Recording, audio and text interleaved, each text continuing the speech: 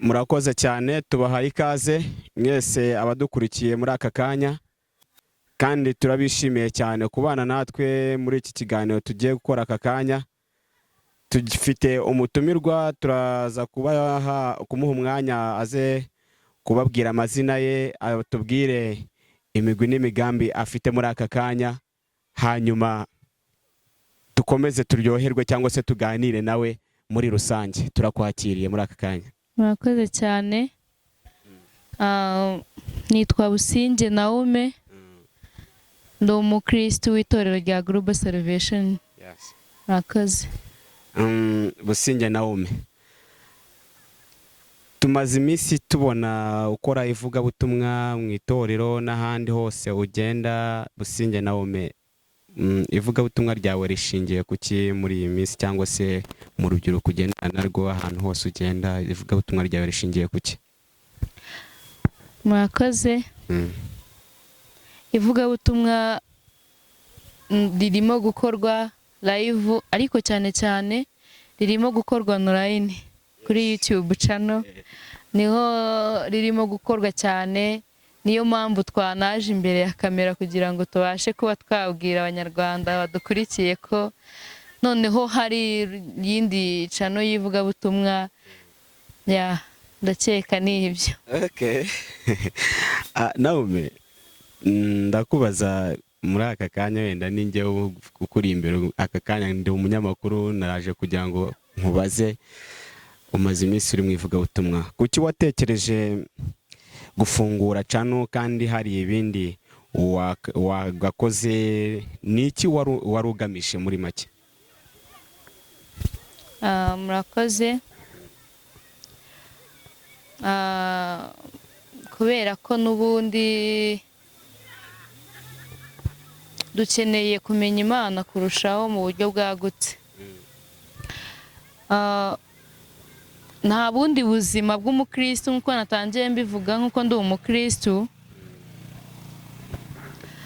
nta bundi buzima umuntu yakaba yakora n'ibindi, agacuruza, agahinga, korora, ariko njyewe nahisemo gukorera Imana mu buryo bwagutse. N'ubundi ndi umukozi w'Imana, ariko noneho ndashaka kubikora kuko n'abacuruza bacuruzanya umwete. Kuva kera tukivuka twumvisha ibyamamare, abakinnyi b'umupira bagiye batandukanye, twumva abacuruzi bagiye batandukanye, abari muri za muzika zigiye zitandukanye, ariko uyu munsi batakiriho. Bamaze bamwe babivuyemo, abandi bitabye Imana. Ariko ijambo ry'Imana kuva igihe twavukiye n'ubu riracyayoboye. Tumenye ubwenge, twasanze hariho ijambo ry'Imana. Niyo mpamvu njye nahisemo gukomeza uwo mujyo, kuko ari nabo natekereje ko ari utajya usaza. Yego.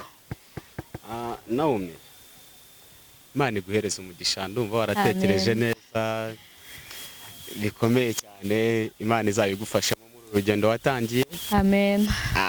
Witegure yuko hari imbogamizi wenda uzahuramo nazo, simbizi nimba zizabaho cyangwa se nimba ukomeye nk'uko abandi bose bakomeye, ariko uru rugendo kugira ngo rukore bisaba imbaraga nyinshi cyane. So Naume, twamaze kumenya yuko wafunguye channel ukorera ivugabutumwa ryawe, hanyuma iri vugabutumwa ryawe, iyi channel yawe yitwa nguki? Ese byavuye he?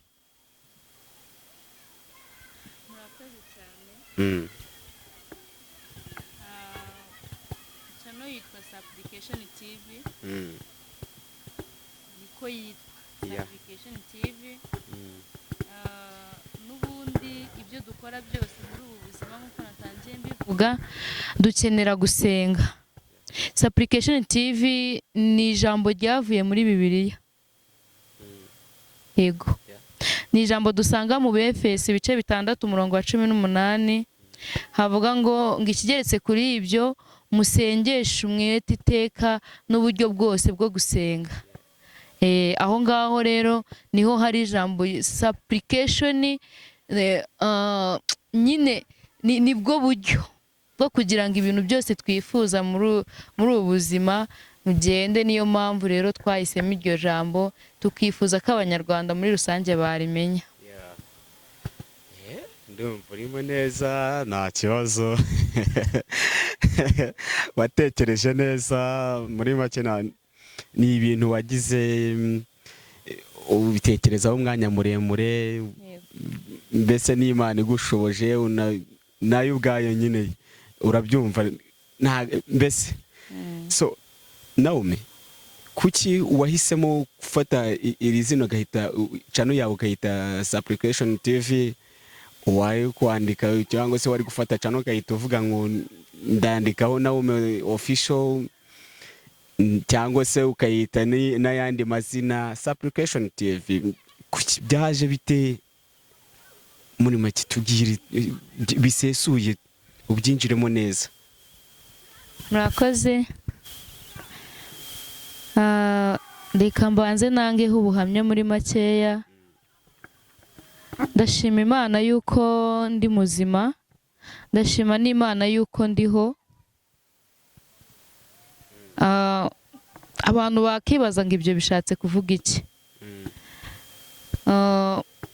Biba bigoye kugira ikintu uvuga kuri ibyo bintu, ariko ndaza kugerageza kuvuga muri makeya.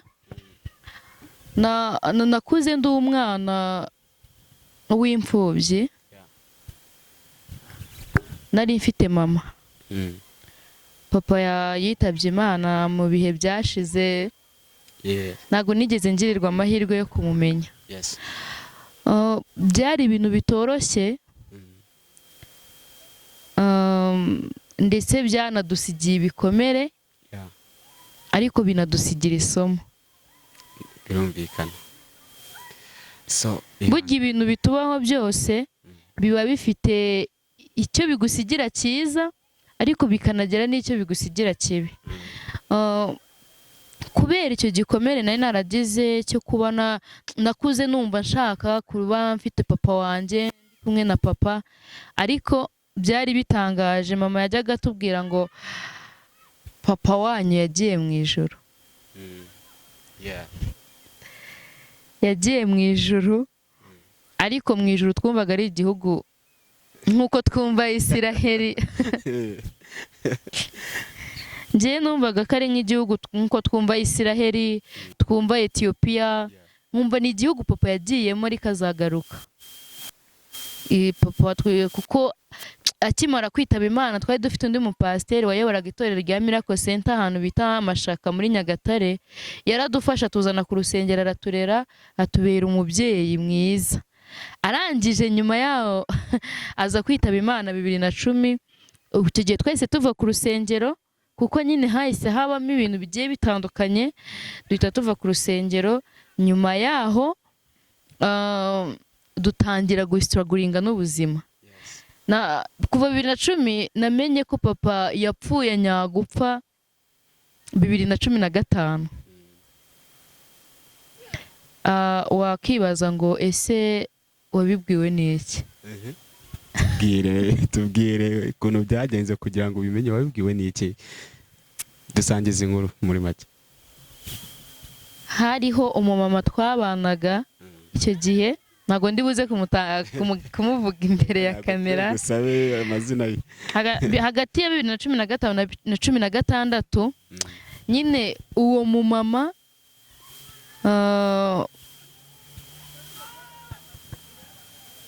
twaje gushwanamo, arangije arambwira ati ibi bintu uzongera kubikora nzagushyiraho papa wawe yagiye. Ndikanga ndibaza se papa yagiye he? Papa sana yagiye ntago azagaruka. 2016 igeze hagati nibwo naje kwegera umubyeyi wanjye ko nari maze gukura, ntago nari ntangiye kwiga umwana ndi mwaka wa mbere w'amashuri yisumbuye, nari maze gukura birumvikana. Mama nibwo naje kumwegera, ndamubaza. Mubajije asobanura ko igihugu cyo mu ijuru yajyaga ahora ambwira ari igihugu kijyamo abantu ariko batakiri muri uyu mubiri. Yes. Arabimbwira hanyuma ambwira ko papa tuzongera kubonana nawe ku munsi w'umuzuko. Natangiye kugenda mbisobanukirwa uko ngenda nkura mbona n'abandi bantu bagenda bitaba Imana, ariko ndabyakira. Hanyuma ibyo bintu rero nyine uko nagiye strugglinga, niyo mpamvu nashimye Imana, nagiye mpuriramo n'ibintu bitandukanye. Nuko nyine byagenze. Ndashaka kugaruka cyane ku kibazo wari wambajije. Ntago byanyoroheye, hari ibikomere byansigiye kuba nakuze niyo ari bya bindi bavuga ngo ni abakobwa na base, sinzi abantu ukuntu babyumva, ariko nakuze numva nkunze papa cyane, numva mushaka, bituma numva ko umuntu w'umupapa wese umbwiye ngo ye mwana ndumva ngukunze, nahitaga musaba ko yambera papa. Kandi nibyo. Ariko ntabwo ibyo byakabaye byari igikomere. Igikomere cyabijemo buri muntu wese nifuzaga ko yambera papa. Namwinjizaga mu buzima bwanjye, nkamwakira ndetse nkamwizera. Nyuma yaho ntibikomeze kubera impamvu zigiye zitandukanye, yamburaho nkumva yuko hari ibindi yagiye kwitaho, n'ubundi ntago ari papa. Narabitekereje nabi, n'ubuzima bw'iyi si, kandi tukirengagiza yuko ibyo bintu wifuje atari ko biri. Yego, umuntu uyu munsi ukaba wamubonera mu isura y'uko yakubereye umubyeyi, ariko ikindi gihe ukazamubona mu yindi sura. Yego. Ibaze wabonaga ari inyangamugayo w'umukozi w'Imana ufite urukundo, ukamubwira uti ndashaka ko umbera umubyeyi, nyuma yaho akazakubwira ati rero bya bintu nyine ndumva nifuza ko umbera girlfriend. Uba ari umutego. Ndetse kanabikubwira muri ahantu waramaze kumwizera. Ibyo byabaye igikomere. Ese abantu badukurikiye bakibaza, se ni irihe somo byanyigishije? Byanyigishije ibintu bitatu. Icya mbere, byanyigishije kwihangana. Kugeza igihe nakomeje muri uwo mujyo, ntangira kwiga kaminuza, ariko mfite umuntu numvaga yuko azanyishyurira, azanyitaho. Nyuma yaho maze kubona yuko ibintu nyine bidakunze, nta n'impamvu yo kugira ngo umuntu akwinjire mu buzima yitwaje ko yakubereye umubyeyi, ndabireka, nangira gustragulinga n'ubuzima no kwiyishyurira ishuri rya kaminuza. Ntabwo byari byoroshye, ariko ndihangana. Wararwanye. Yego. Ikindi cya kabiri, byanyigishije kunyurwa no kwakira ibintu bije bikugana. Icya gatatu, byanyigishije gusenga. Byanyigishije gusenga. Umuntu wasenze Imana nta kintu abura. Umuntu wasenze Imana nta kintu abura. Ariyo mpamvu ngaruka kuri cya kibazo wari wambajije umbaza ngo kuki wahisemo kwita iyi channel Supplication TV. Ni uburyo bwo gusenga Imana kandi winginga. Iyo usenze Imana winginga, ugakura amaso ku bantu, ibintu byose birashoboka. Ibintu byose birashoboka. Ibyo aho wifuza kugera urahagera kubera gusenga. Yego. Niyo mpamvu nise Supplication, kuko Imana hari ibintu yankoreye atari imbaraga z'abantu, atari imbaraga z'abandi bantu, z'andi maboko nari niteze yuko bazamfasha, cyangwa se amaboko yandi azaza akansapotinga, akanshyigikira. Ahubwo ari imbaraga z'Imana, ari imbaraga z'isengesho muri rusange. Nifuza cyane yuko Abanyarwanda bose baduteze amatwi, ndetse n'abandi bayoborwa n'ubuzima bwo gusenga, kuko niho tubonera byose twifuza muri ubu buzima. Mwakoze. Nome ndumva waraciye muri struggle ndende, mu buzima burebure bubabaje bw'agahinda. Nome muri make ndashaka kugira ngo nkubaze, ese uku gusenga kugaragara mu Befeso ibice 6:10 gutandukaniye nuko n'ubundi buryo abantu basengamo bitandukaniye hehe? Muri make tubwire nawe udusobanurire ukuntu wabyumvishe n'ukuntu wumvishe bitangira muri wowe,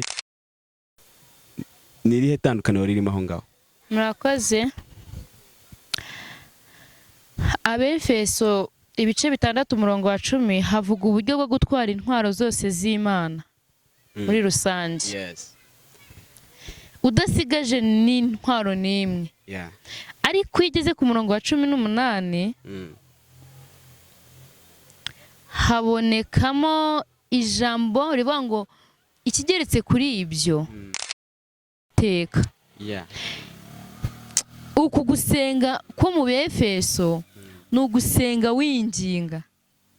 Ibaza umuntu ushobora kuza akajya ku buriri bwe agafata piro mu ntoki akegama akavuga ati Mana ndagushimye ko wandinze umunsi wose, Mana urabizi yuko umubyeyi wanjye arwaye cyangwa se umuvandimwe,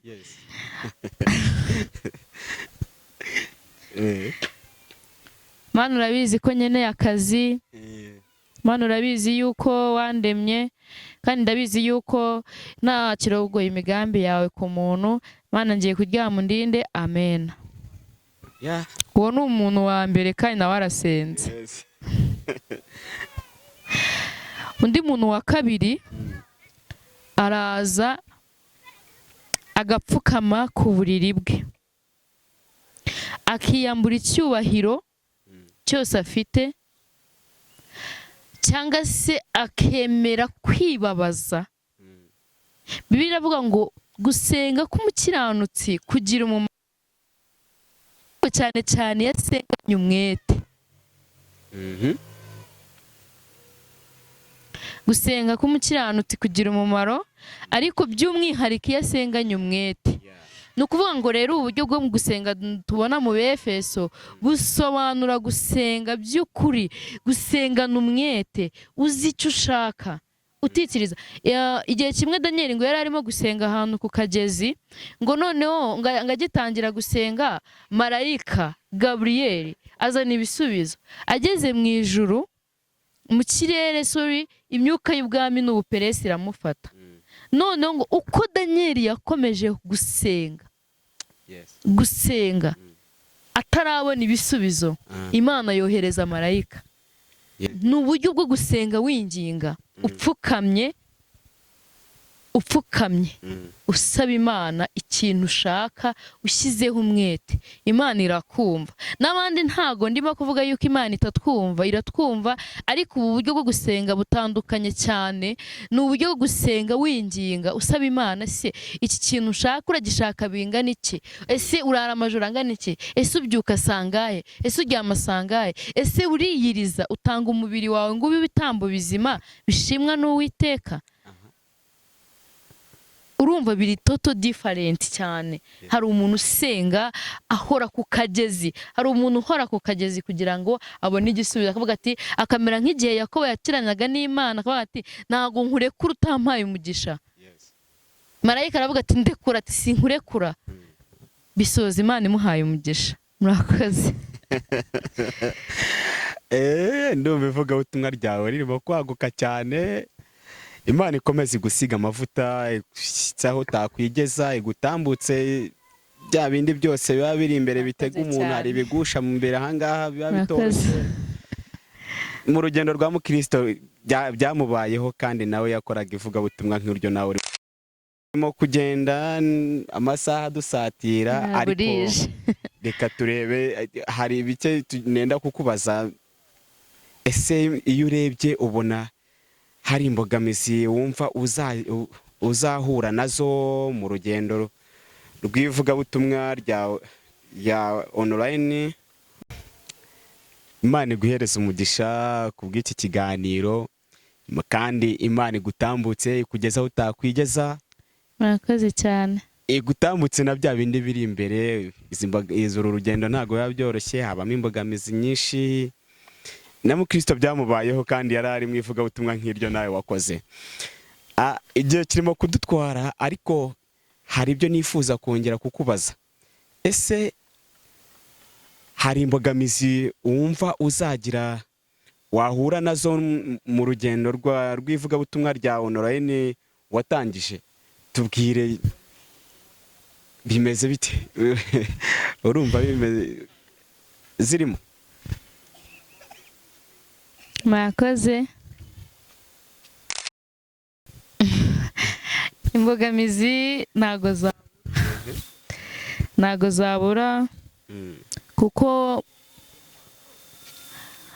nkeneye ko isi yose imenya ijambo ry'Imana ritavangiye. Nkeneye ko abantu bose bamenya uburyo bwo gusenga bya nyabyo. Imbogamizi rero zagenda ni nyinshi zigiye zitandukanye, ariko imbogamizi iruta izindi zose nshobora kuzagira ni igihe iyi channel ishobora kuzaba iyanjye gusa. Yego, ni igihe channel ishobora kuzaba iyanjye. Ndifuza ko byibura iyi channel iramutse itabaye iyanjye ikaba iyawe, ikaba n'iyundi, nta mbogamizi nawe mfite. Murakoze. Urimo kuduhamo n'ikaze. Yego. Ikaze natwe turaryakira, ubwo tuzaza nyine tuzajyamo, ntabwo twabyanga. So Naume, ndacyifuza kukubazaho ibibazo bikeya ariko bitari na bike nanone. Ese ni iki kizakunezeza kuri iyi channel mu buzima bwawe, mu ivugabutumwa ryawe, mbese mu bisanzwe no mu buzima bwo hanze busanzwe, ni iki kizakunezeza muri wowe? Murakoze. Nzanezezwa nuko Abanyarwanda ndetse n'isi yose izamenya ukuri ko gusenga n'imbaraga z'isengesho. Igihe buri munyarwanda wese utuye mu gihugu cy'u Rwanda, abari mu mahanga, abanyamahanga nyirizina, isi yose izamenya imbaraga z'isengesho kubera iyi channel. Ikintu kizanezeza cyane kuko n'ubundi yitwa Supplication TV. Rero nzanezerwa igihe nyine ubutumwa bwiza bw'imbaraga z'isengesho buzaba bwageze ku isi. Ndumva aricyo kintu kizanezeza kurusha. Nuko abantu bazajya bakunagira akantu kuri mobile money, ahubwo uzanezezwa nuko abantu bumvisha ubutumwa bwiza. Akantu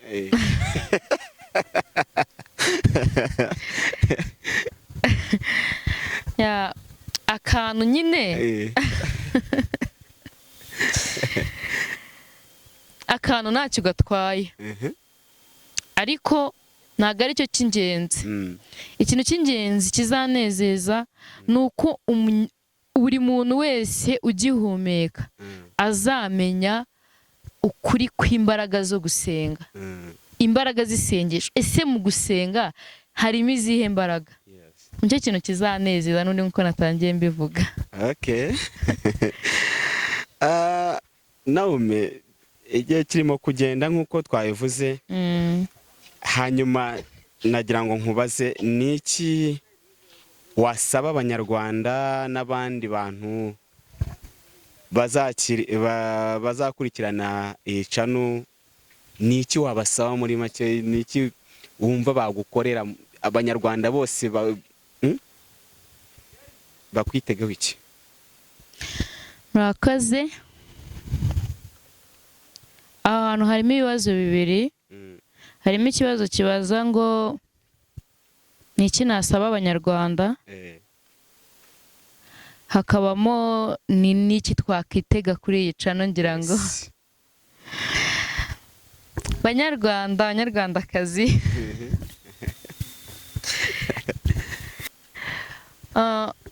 nabikomojeho mu kanya.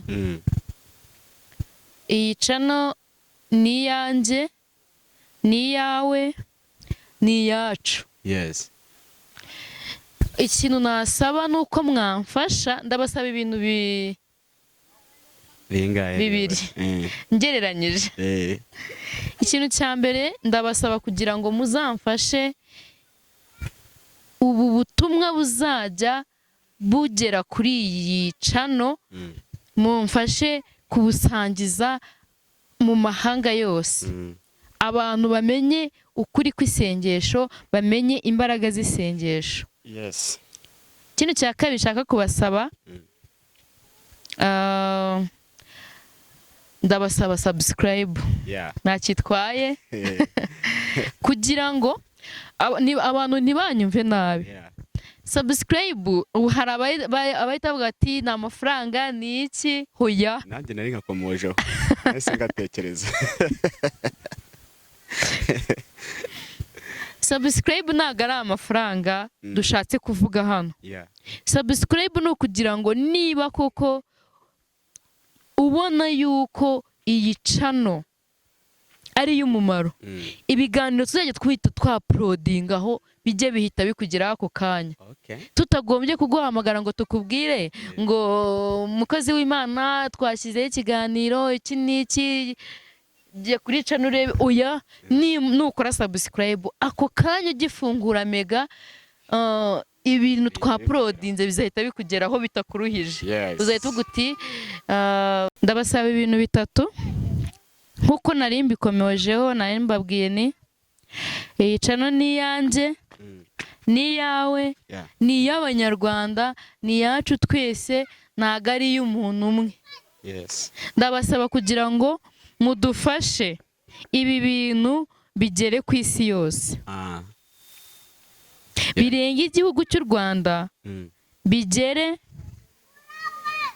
mu mahanga. Abanyarwanda bari hanze, Abanyarwanda bari mu gihugu, mudufashe. Hanyuma ikintu cya kabiri nenda kubasaba ni subscribe.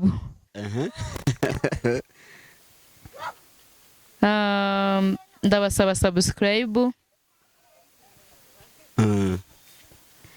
Ubu hari abantu bahise batekereza ngo amafaranga, ngo iki n'iki, ngo ako kantu nanjye nari ngakomojeho ku mufuka harubahwa. Amafaranga nta kintu atwaye, kuko ni kimwe mu bintu bifite agaciro kuri iyi si, ni amafaranga. Ariko ntago ariko kamaro ka subscribe konyine. Subscribe izi tuvuga hano ni ukugira ngo bizajya bifasha wowe munyarwanda urimo kutwumva, bijye bidufasha nitwaprodinga ikintu icyo ari cyo cyose mu gihe channel uzaba wamaze kuyikunda, uzajya uhita ubibona ako kanya. Nicyo kintu subscribe isobanuye kuri njyewe. Icya gatatu, ndashaka yakwerekejeho kamera, ndashaka gusaba Abanyarwanda bafite ubuhamya ku bintu Imana yabakoreye kubera isengesho, munyandikire muri comment. Ngewe nzajya mbasanga ahantu muri, muze kuri kamera mutangarize isi ubwo buhamya ufite. Bushobora kuba hari abantu benshi bwakiza. Ibyo bintu Imana yagukoreye bishobora kuba bifite abantu benshi byakiza. Wibigumana, hari umuntu ukeneye kwizera kubera akeneye ibimenyetso. Muri iki gihe abantu benshi urababwira ngo Yesu azakugirira neza, Yesu azaza tujyane. Ejo bundi nahoze numva abana barimo kubanga ngo ba mama bavutse ngo batabonye Yesu, ngo barapfa, ngo none ngo ba nyogokuru ngo nabo ngo ngo igihe bavugiye ngo Yesu Kristo ngo azaza ryari, cyangwa se ese ko ndwaye imyaka 15 ntakira, ese ubundi bizagenda bite? Abanyarwanda bakeneye kumenya ko na nyuma y'imyaka 20 Imana yagukiza. Niba rero Imana yaragukijije n'ibindi byose, niba Imana yarakwigishije, niba Imana hari icyo yagukoreye, ikindi niba ufite ijambo ry'Imana, niba ufite impano yo kuririmba, ngwino tugufashe tukuzamure. Dufite Imana yatugiriye neza, dufite uburyo nyine twagufasha. Nyandikira muri comment uze uze tugufashe. Ibyo bintu bitatu, icya mbere mbasabye gukora share, subscribe, sabye n'abantu bafite impano baze, abantu bafite iby'Imana yabakoreye, muze dufatanye gushima Imana kuri Supplication TV. Mwakoze cyane. Ubwo ni ukuvuga ngo nanjye niba mfite ibyanjye bihangano uranyakiriye muri make. Ndakwakiriye rwose. Ndabishimiye Imana. Mwakoze. Ikindi kibazo wari wambajije ngo niki twakitega kuri iyi channel. Iyi channel muyitegeho ubuhamya cyane cyambere. Abantu bashima Imana. Ubuhamya bw'iby'Imana yakoze mu buryo bugaragara, noneho visa. Mu buryo bugaragara dufite ibihamya yuko Imana yacu ari inyakuri. Icyo tugusaba ni subscribe gusa bikajya bikugereraho ku gihe ahantu uri. Ikindi, ijambo ry'Imana ry'umwimerere, ritari ijambo ry'irikorano, ijambo rihagaze mu byanditswe byera. Ibyo naryo muzayisangaho kuri iyi channel. Ikindi, mwakitega ibitaramo. Tuzajya tubataramira, muzanezerwa.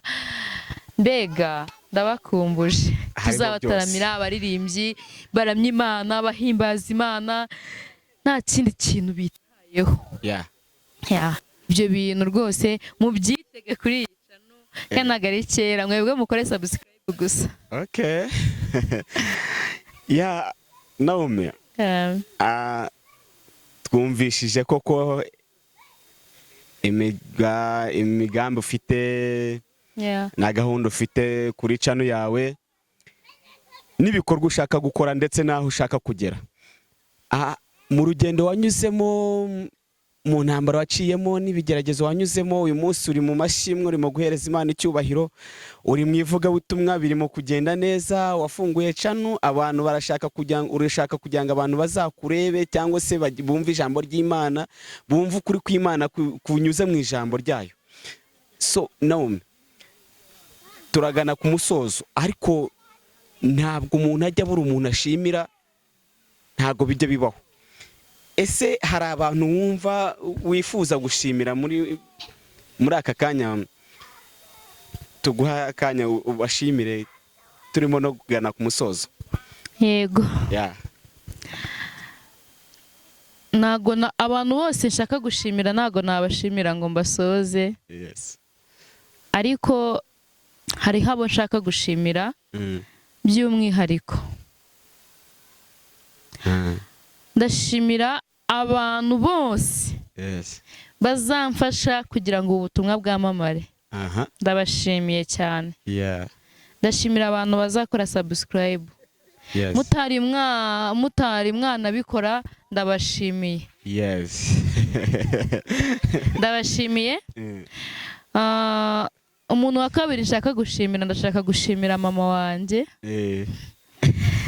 Nari nawe yumve ko mushimiye. Mama ni umuntu wagerageje guhagarara nanjye muri bya bintu byose twagiye tubona, twabonye hejuru. Mama warakoze, nawe ndagushimiye. Umuntu wa gatatu ari we ngiye gusorezaho, ndashimira umuyobozi, umushumba w'itorero rya Global Salvation Church, evangelist wa Global Salvation Church, ari we pastor unanyobora, ndamushimiye cyane. Ni umubyeyi mwiza.